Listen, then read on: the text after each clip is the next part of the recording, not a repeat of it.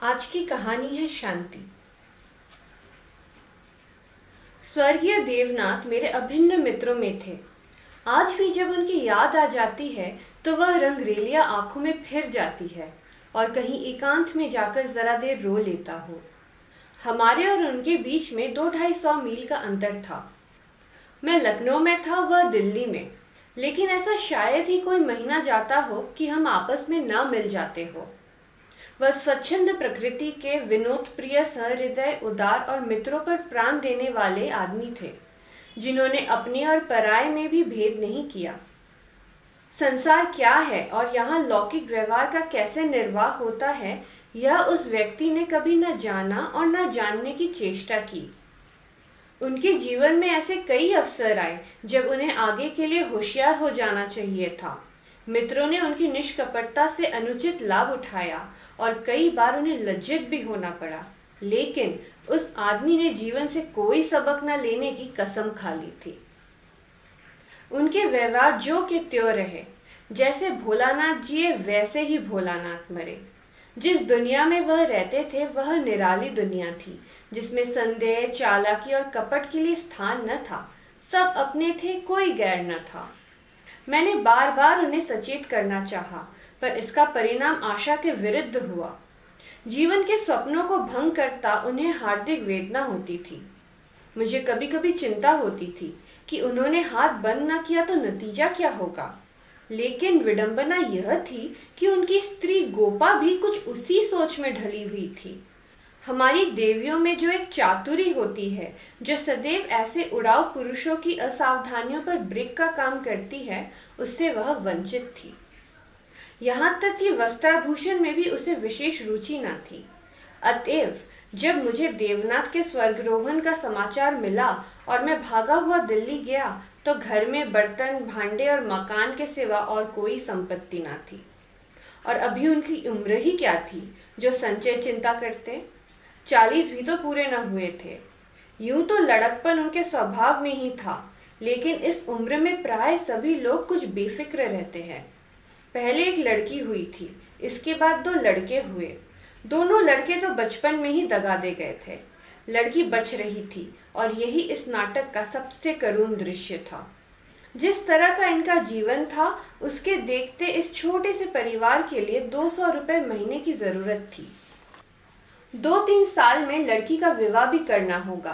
कैसे क्या होगा, मेरी बुद्धि काम न करती थी।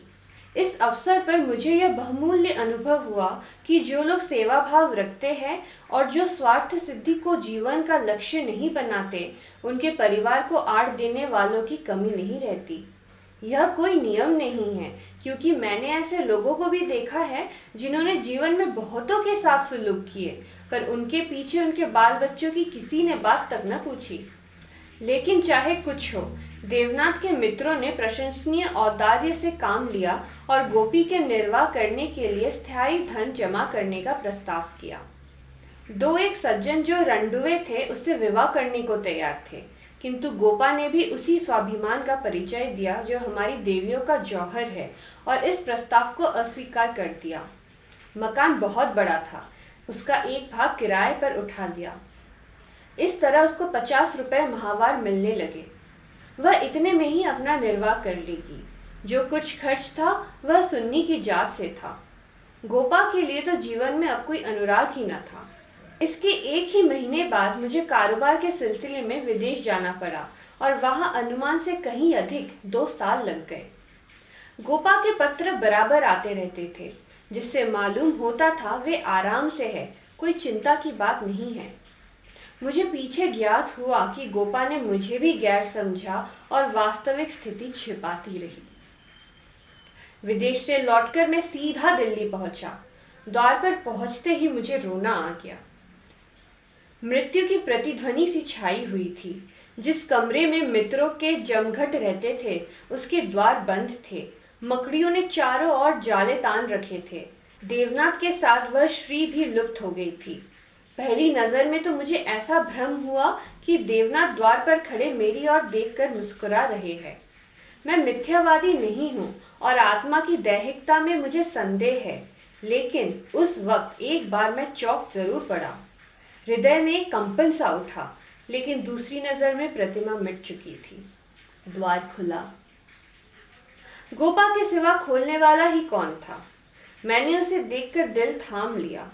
उसे मेरे आने की सूचना थी और मेरे स्वागत की प्रतीक्षा में उसने नई साड़ी ली थी और शायद बाल भी गुंथा लिए थे।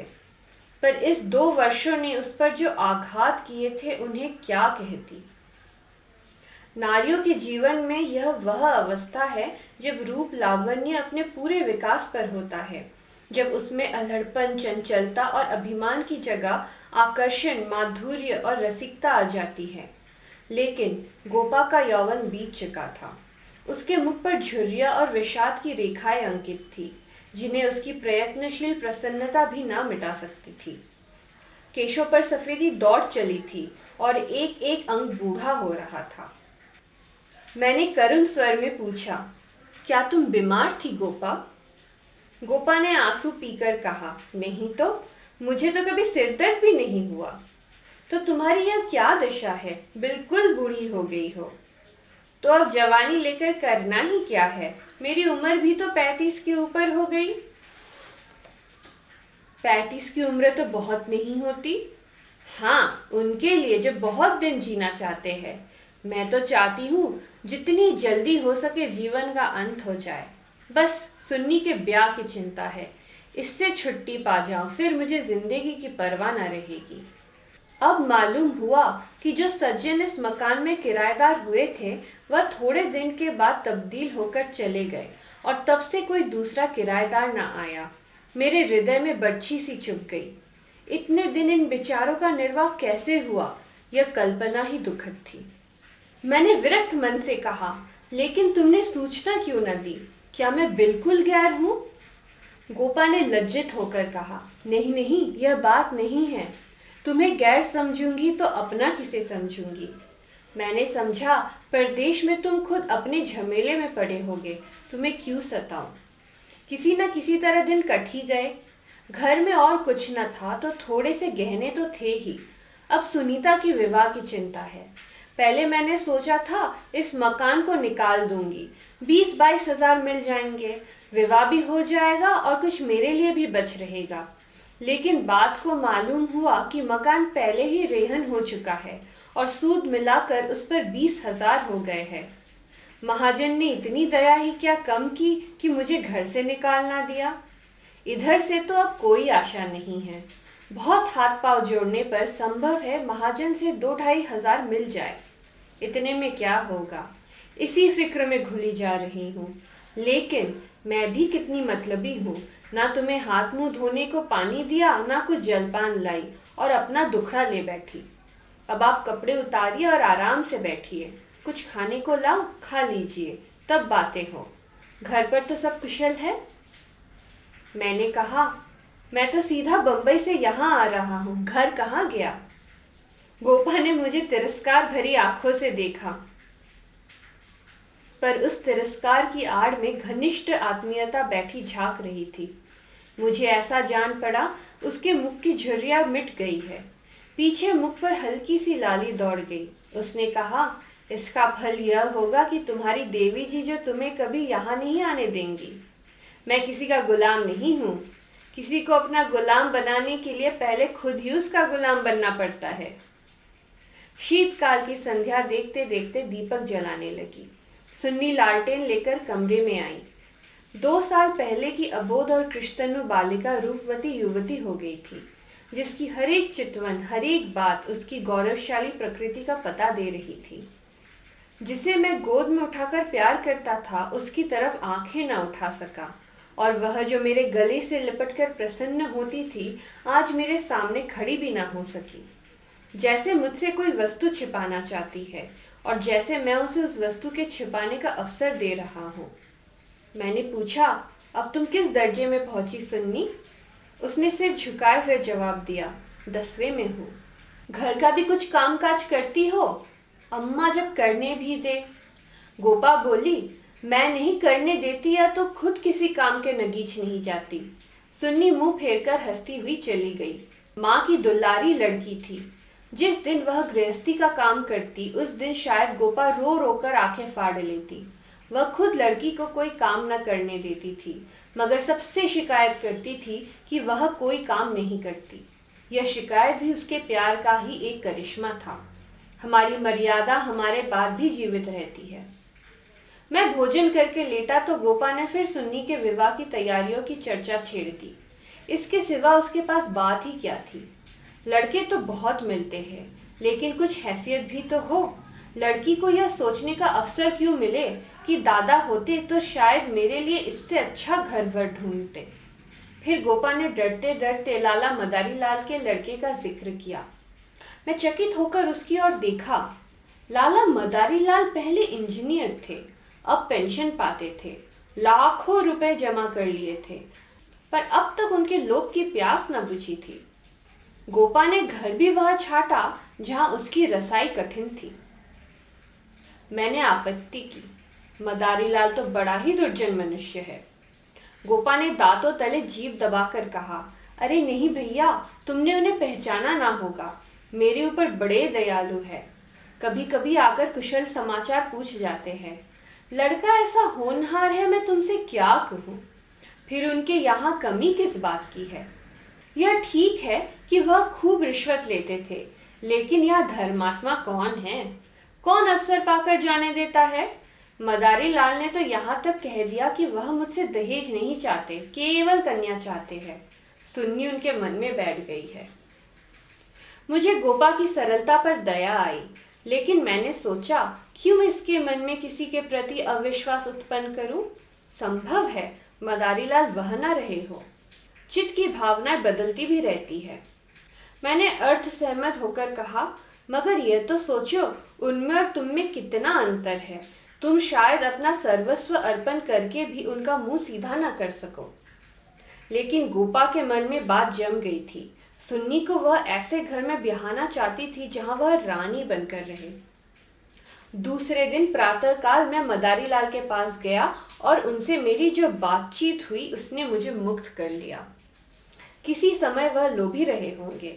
इस समय तो मैंने उन्हें बहुत ही सहृदय, उदार और विनयशील पाया। बोले, भाई साहब, मैं देवनाथ जी से परिचित हूँ। आदमियों में रत्न थे, उनकी लड़की मेरे घर में आए, यह मेरा सौभाग्य है। आप उनकी माँ से कह दे, मदारी लाल उनसे किसी चीज की इच्छा नहीं रखता। ईश्वर का दिया हुआ मेरे घर में सब कुछ है, मैं उन्हें जेरबार नहीं करना चाहता। मेरे दिल का बोझ उतर गया। हम सुनी सुनाई बातों से दूसरों के संबंध में कैसी मिथ्या धारणा कर लिया करते हैं, इसका बड़ा शुभ अनुभव हुआ।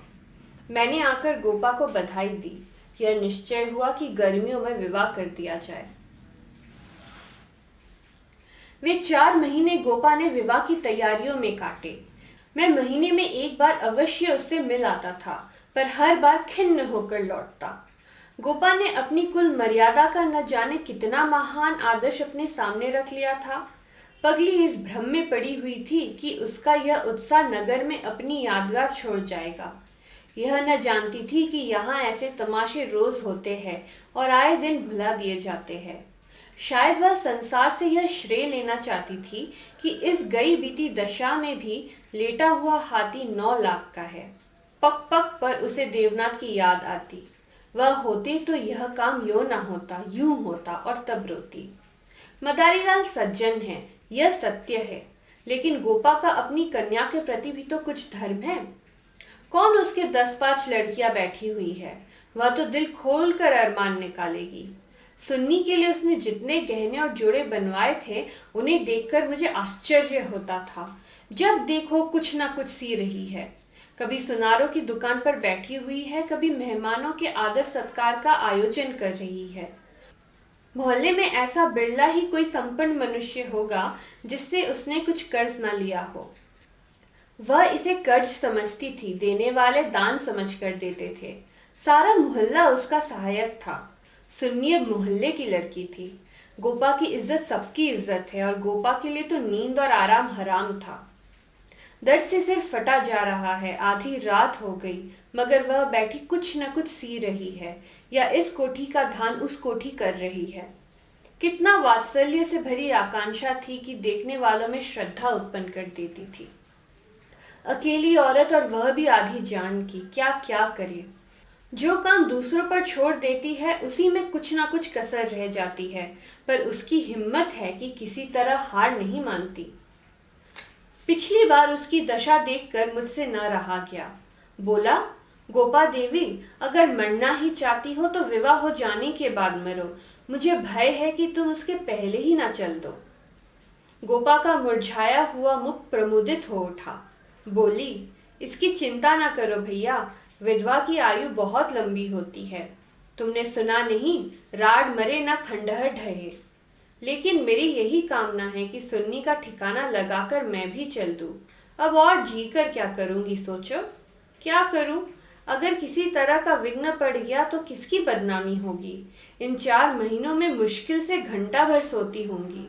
नींद नहीं आती, पर मेरी चित्त प्रसन्न है।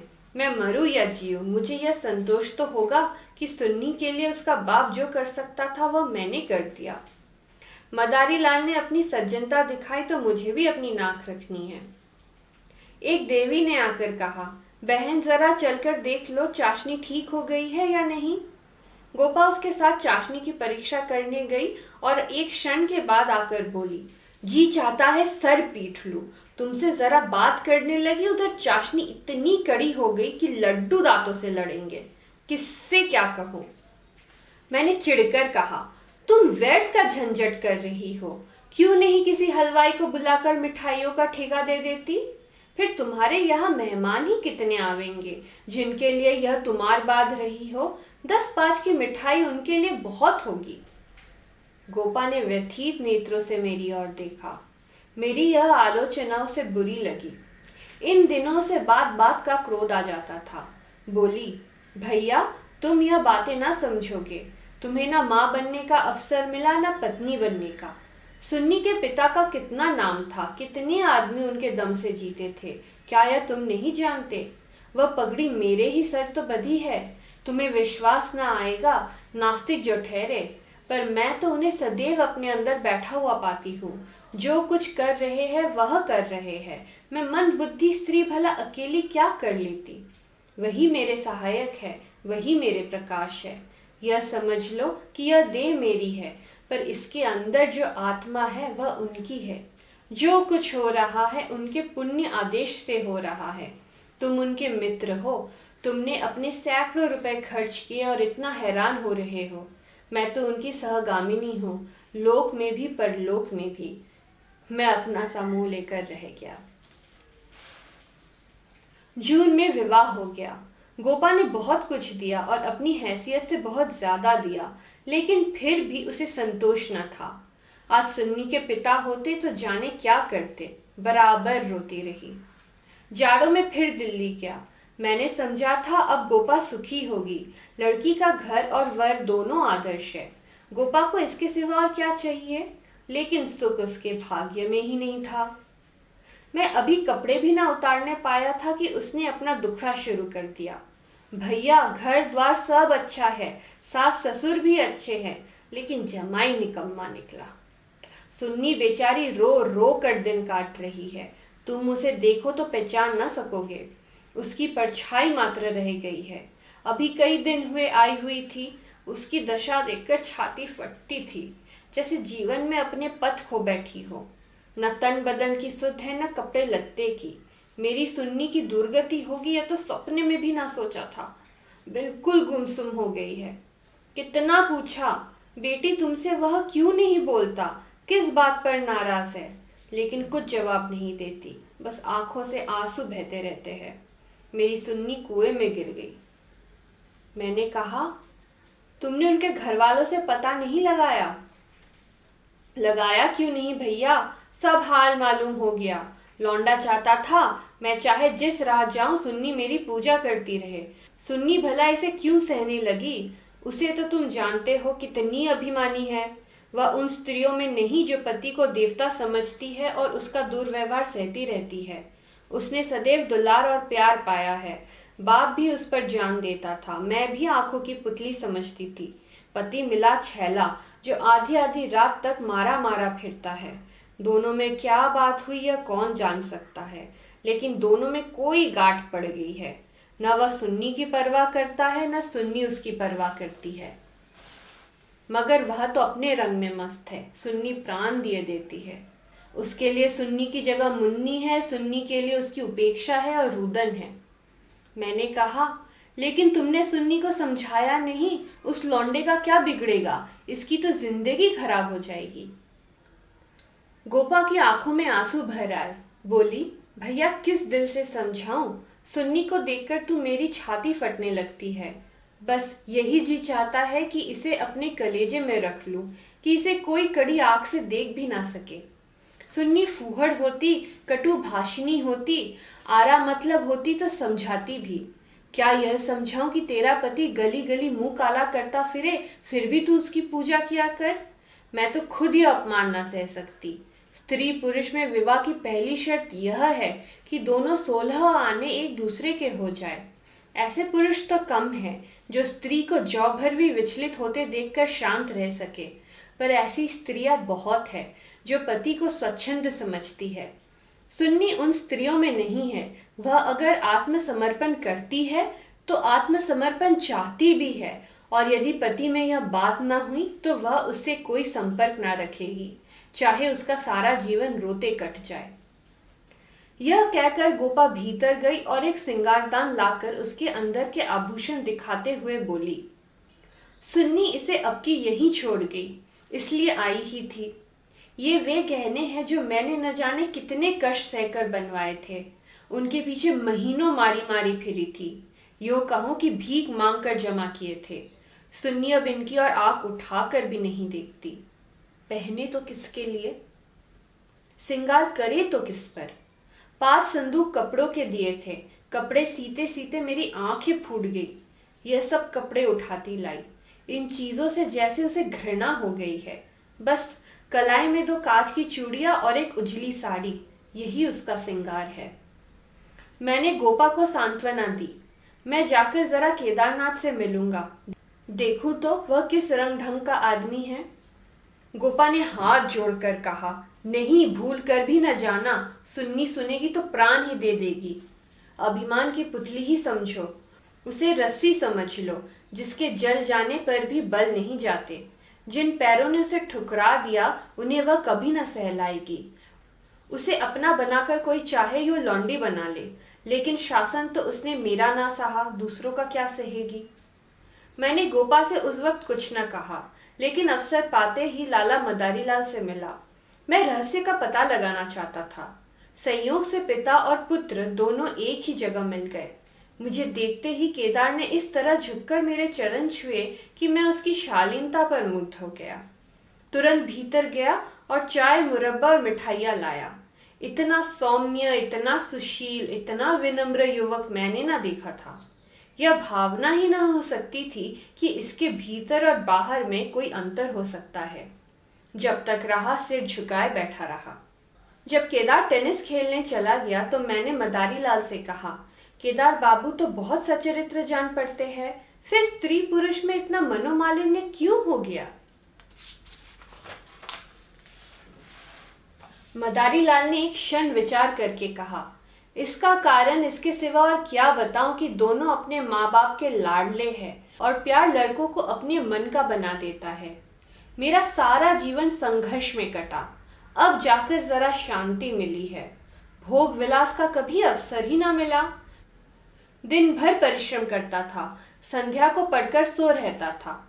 स्वास्थ्य भी अच्छा न था, इसलिए बार बार यह चिंता सवार रहती थी कि कुछ संचय कर लूं। ऐसा ना हो कि मेरे पीछे बाल बच्चे भिख मांगते फिरे। नतीजा यह हुआ कि इन महाशय को मुफ्त का धन मिला। सनक सवार हो गई, शराब उड़ने लगी, फिर ड्रामा खेलने का शौक हुआ। धन की कमी थी ही नहीं, उस पर माँ बाप के अकेले बेटे। इसकी प्रसन्नता ही हमारे जीवन का स्वर्ग थी। पढ़ना लिखना तो दूर रहा, विलास की इच्छा बढ़ती गई, रंग और गहरा हुआ, अपने जीवन का ड्रामा खेलने लगे।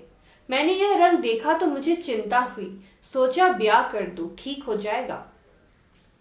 गोपा देवी का पैगाम आया तो मैंने तुरंत स्वीकार कर लिया।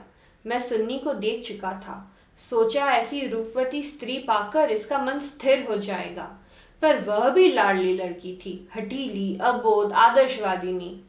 सहिष्णुता तो उसने सीखी ही ना थी।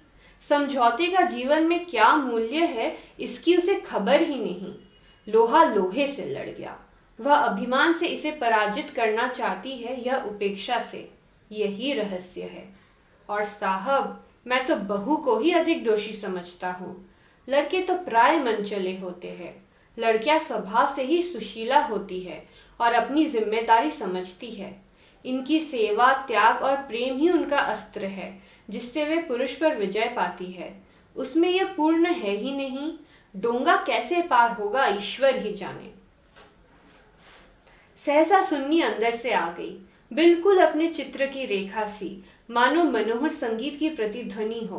कुंदन तपकर भस्म हो गया था। मिटी हुई आशाओं का इससे अच्छा चित्र नहीं हो सकता। उल्हाना देती हुई बोली, आप न जाने कब से बैठे हुए हैं, मुझे खबर तक नहीं, और शायद आप बाहर ही बाहर चले भी जाते। मैंने आंसुओं के वेग को रोकते हुए कहा, नहीं सुन्नी, यह कैसे हो सकता था।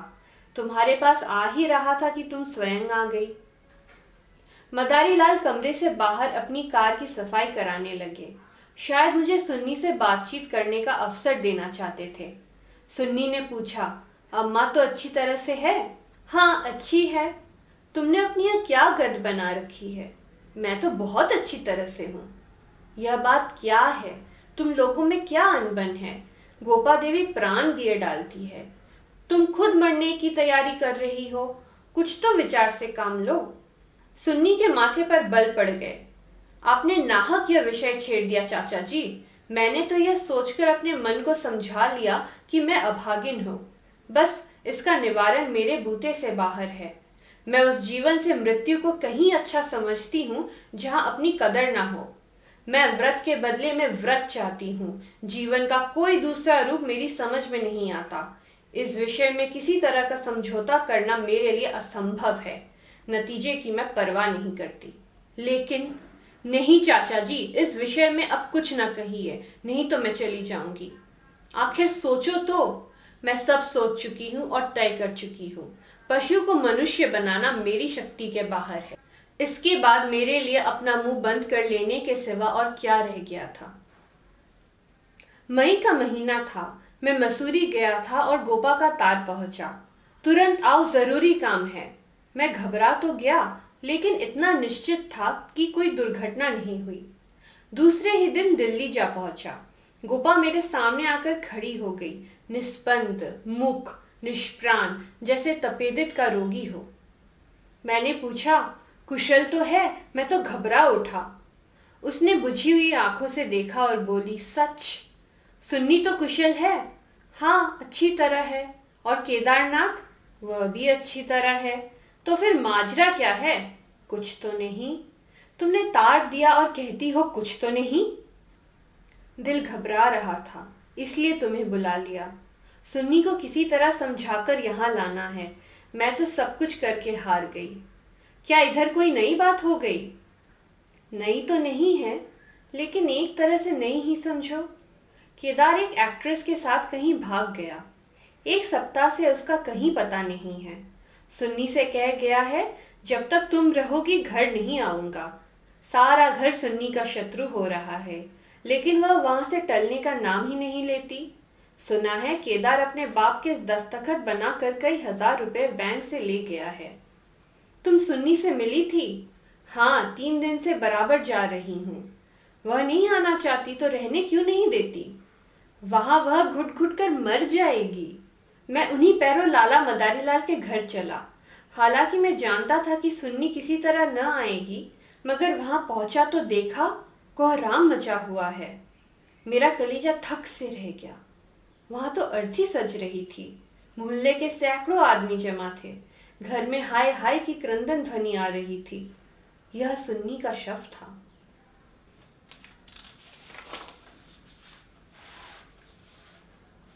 मदारी लाल मुझे देखते ही मुझसे उन्मत्त की भांति लिपट गए और बोले, भाई साहब, मैं तो लुट गया। लड़का भी गया, बहू भी गई, जिंदगी ही गारत हो गई। मालूम हुआ कि जब से केदार गायब हो गया था, सुन्नी और ज्यादा उदास रहने लगी थी। उसने उसी दिन अपनी चूड़ियां तोड़ डाली थी और मांग का सिंदूर पोंछ डाला था। सास ने जब आपत्ति की तो उनको अपशब्द कहे। मदारीलाल ने समझाना चाहा तो उन्हें भी जलीकटी सुनाई। ऐसा अनुमान होता था उन्माद हो गया है।